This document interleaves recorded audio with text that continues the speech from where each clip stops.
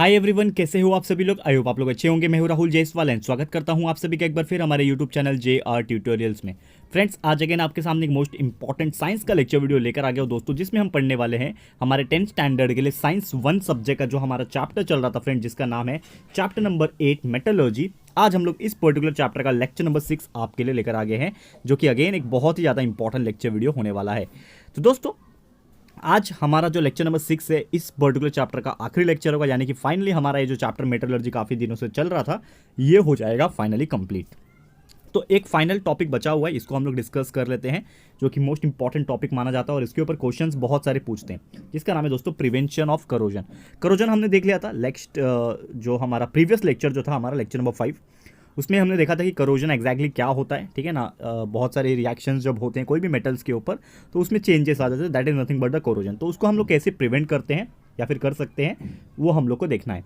सबसे पहले करोजन जो होता है मेटल्स का, इसको हम लोग रोक सकते हैं। It can be stop by keeping metals isolated from A direct contact with the air, यानी कि हम अगर हवा के डायरेक्ट कॉन्टैक्ट को रोक लें, जैसे कोई भी एक मेटल, उदाहरण के तौर पे मैं लेता हूँ आयरन। ठीक है, एक आयरन का टुकड़ा है, एक आयरन रॉड है। ठीक है, तो आयरन रॉड के ऊपर रस्टिंग कब लगता है, यानी जंग कब लगता है, जब हवा जो है वो डायरेक्ट उसके कांटेक्ट में आता है। यानी कि अगर मुझे ये कांटेक्ट को रोकना है, यानी कि प्रिवेंशन करना है, करोजन को रोकना है, तो मैं क्या करूँगा, आयरन के ऊपर कुछ ऐसी चीज़ लगा दूंगा जो कि हवा को डायरेक्ट कॉन्टैक्ट होने ही नहीं देगा इसके ऊपर। ठीक है ना, बीच में कुछ बैरियर डाल दूंगा, बैरियर रुकावट डाल दूंगा।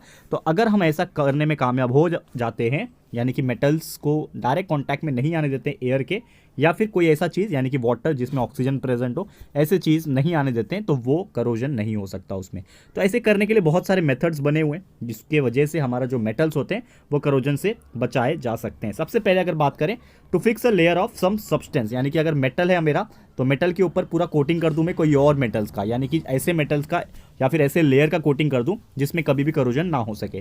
ठीक है, तो to fix a layer of sub substance on metal so that contact of the metal with the moisture and oxygen in the air is prevented. यानी कि क्या बोल रहा हूं मैं इन शॉर्ट, कि मैं हमारे मेटल सरफेस के ऊपर एक ऐसा सरफेस कोट कर दूंगा कि वो क्या करेगा, हमारा जो एयर होता है या फिर मॉइस्चर होता है या फिर पानी होता है, उसको कांटेक्ट में ही नहीं आने देगा मेटल्स के, और जब वो कांटेक्ट में ही नहीं आएंगे तो उसमें करोजन भी नहीं होगा। तो ये चीज़ कर सकते हैं। दूसरा चीज़ ये है कि अगर हमें करोजन ऑफ मेटल्स करना है तो हम क्या लगा सकते हैं, उस पर्टिकुलर मेटल के ऊपर पेंट लगा सकते हैं। जैसे अक्सर आपने देखा होगा कि कोई भी लोखंड की बनी हुई चीज़ अक्सर पेंट की जाती है। क्यों पेंट करते हैं, क्योंकि जब पेंट कर दोगे तो उसका लेयर क्या हो जाएगा, पूरा पैक हो जाएगा और हवा जो है डायरेक्टली कॉन्टैक्ट में नहीं आएगा आयरन के। ऑयल लगा सकते हो, ग्रीस लगा सकते हो, वार्निश कर सकते हो, जिसको वैक्स भी एक तरीके से बोलते हैं।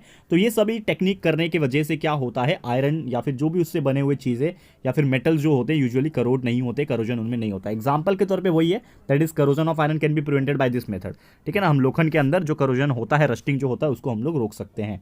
ठीक है, next, we can not protect the articles permanently from rusting. Basically अगर हम लोग सिर्फ मेटल्स के ऊपर अगर मैं पेंट मार दूं तो क्या हम परमानेंटली इस चीज़ को करोजन से बचा सकते हैं क्या, इसका जवाब है नहीं।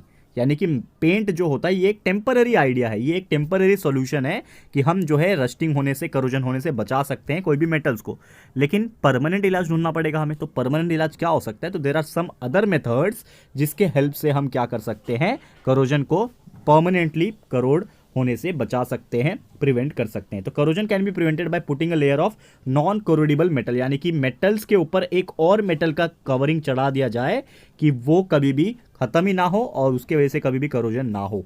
ठीक है, तो वो कोरोडिबल मेटल जो है उसके ऊपर नॉन कोरोडिबल मेटल का एक लेयर लगा देंगे। एंड ये बहुत सारे अलग अलग टेक्निक से हम कर सकते हैं। सबसे पहला जो टेक्निक है वो है गैल्वेनाइजिंग टेक्निक, ये बहुत फेमस टेक्निक है। गैल्वेनाइजिंग में होता क्या है कि जो भी मेटल होगा हमारा जिसके ऊपर जंग लग सकता है, उसके ऊपर हम क्या करते हैं, एक थिन लेयर ऑफ जिंक जो है अप्लाइड कर लेते हैं। बेसिकली क्या करते हैं, एक जिंक का मेटल जो होता है, यानी कि उसको मोल्टेन फॉर्म में बड़े बड़े ऐसा एक तरीके से बाथ टब जैसा होते हैं, और ये मेटल्स को उसमें डुबकी लगा दिया जाता है, यानी कि डुबा दिया जाता है, जिसकी वजह से पूरा का पूरा जो मेटल्स है उसके ऊपर हर जगह से, चारों दिशाओं से, चारों तरफ से क्या हो जाता है, एक लेयर जो है कोट हो जाता है, जिसके वजह से क्या होता है, ये जब ठंडा हो जाता है तो ये जब लेयर कोट हो गया तो कितना भी हवा, कितना भी पानी इसके ऊपर क्यों ना आ जाए, वो अंदर जो उसके मेटल है वो वहाँ तक पहुँचेगा ही नहीं, और जब वहाँ तक नहीं पहुँचेगा तो ऑब्वियसली जो जंग लगने का चांसेस जो है, जो कोरोजन लगने का चांसेस है, वो होगा ही नहीं। ठीक है, तो बेसिकली आपने देखा होगा कि जो स्टील और आयरन इंडस्ट्रीज होते हैं वो ऐसे ही होते हैं, और बेसिकली इवन मैंने भी एज ए इंजीनियर मैंने काम किया है वहाँ पे। ठीक है ना, जब जैसे कि आपको पता है कि मैं एक इंजीनियर हूँ, तो इंजीनियर के तौर पर स्टार्टिंग में जब मैंने जॉब शुरू की थी, तो यहाँ जब मैं इंजीनियरिंग की पोस्ट पे था, वहाँ पे तो मैं नोटिस करता था कि जब मैन्युफैक्चरिंग होती थी कुछ चीज़ें, जैसे कि फास्टनर्स वगैरह बनता था, ठीक है ना, नट बोल्ट्स वगैरह बनते थे, तो उसको जिंक में यानी कि जिंक के सॉल्यूशन में डुबकी लगाते थे ताकि वो जो चीज़ है वो गैल्वनाइज हो जाए। वो टेक्निक को गैल्वनाइजेशन बोलते हैं, ठीक है। तो गैल्वनाइज होने के लिए यहाँ पे क्या होता है, उसमें एक जिंक का कोटिंग लग जाता था, जिसकी वजह से वो लाइफ टाइम तक क्या हो जाता था, करोजन फ्री हो जाता था। एग्जाम्पल के तौर पर वही है, आयरन के जितने भी नेल्स होते हैं, खिले वगैरह, पिंस वगैरह होते हैं, इसके ऊपर गैल्वनाइजिंग किया जाता है। एक और ऐसे ही बहुत फेमस टेक्निक है जिसका नाम है टिनिंग। तो टिनिंग नाम से पता चलना चाहिए, यानी कि एक टिन का लेयर उसके ऊपर चढ़ाया जाता है। तो इसमें मोल्टन टिन यानी पिघला हुआ टिन जो होता है, टिन एक मेटल होता है, उसको जो दूसरे मेटल्स होते हैं उसके ऊपर कोट किया जाता है। और बेसिकली इसको कलही भी नाम से जाना जाता है, ठीक है ना, कलही, ठीक है। तो ये याद रखना। और बेसिकली होता क्या है कि जो कॉपर होते हैं ना, ठीक है ना, या फिर ब्रास के जो वेसल्स होते हैं ना, उसके ऊपर एक ग्रीनिश कलर का लेयर आ जाता है। और ये जो ग्रीनिश कलर होता है ये थोड़ा पॉइजनस होता है। तो इन केस अगर आप ऐसे कॉपर के या फिर ब्रास के बर्तन में बटर मिल्क और करी रखते हो ना, तो वो क्या हो जाता है, ख़राब हो सकता है, क्योंकि उस पर जो ग्रीनिश लेयर है वो पॉइजन फैला देगा। और गलती से आपने ऐसा बटर मिल्क और करी खा लिया ऐसे बर्तन में रखे हुए, तो आप बीमार पड़ सकते हो, इवन आपका फूड पॉइजनिंग और बहुत ही डेंजरस हो सकता है। तो इसके लिए ये सब चीज़ जो है प्रिवेंट करना चाहिए हम लोग को। किससे प्रिवेंट करेंगे? टिनिंग से, यानी कि कॉपर और ब्रास के मेटल्स को हम टीनिंग करके प्रिवेंट कर सकते हैं ताकि डैमेज ना हो, ठीक है।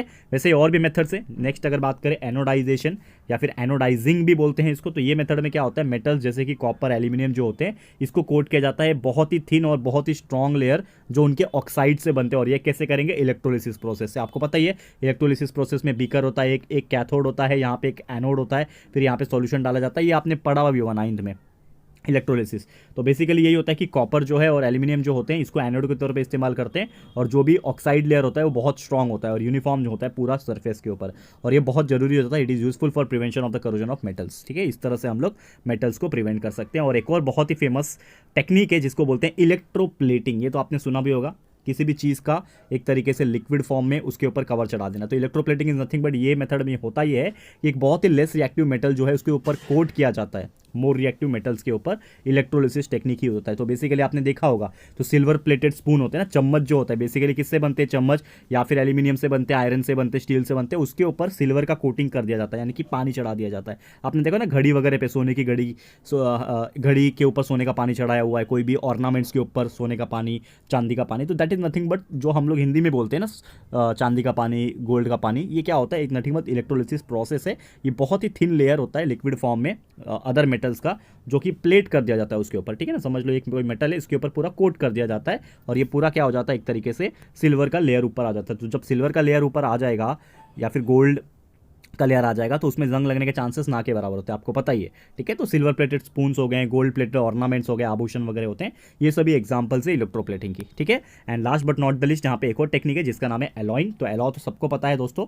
तो एलॉइंग जो है it is done to decrease the intensity of corrosion of metals, यानी कि मेटल्स करोड ना हो, इसके लिए एलॉइंग भी कर सकते हैं। तो होमोजेनस मिक्सचर फॉर्म किया जाता है एक मेटल्स को या फिर उसके दूसरे मेटल्स के साथ या फिर नॉन मेटल्स के साथ मिक्स करके, और इसी को एलॉय बोलते हैं। ये हमने बहुत पहले भी पढ़ा हुआ है, लाइक आपने शायद 8th में स्टैंडर्ड में पढ़ा होगा कि एलॉय क्या होता है। Alloy is nothing but the mixture of 2 metals और 1 और 2 मेटल्स एंड नॉन मेटल्स, या फिर दोनों ही नॉन मेटल्स। तो ऐसे तरीके से हम बना सकते हैं एलॉयस को।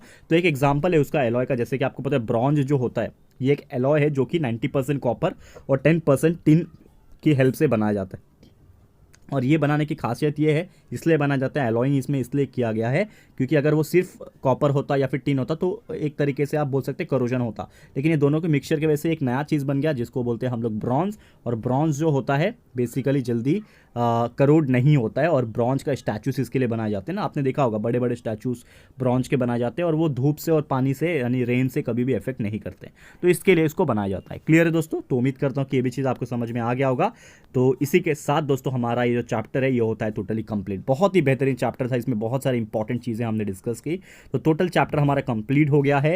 एंड आने वाले लेक्चर में जो भी हमारा नेक्स्ट लेक्चर आएगा तो हम लोग स्टार्ट करेंगे हमारा न्यू चैप्टर, और भी ऐसे ही बेहतरीन चैप्टर आपके लिए स्टार्ट करेंगे।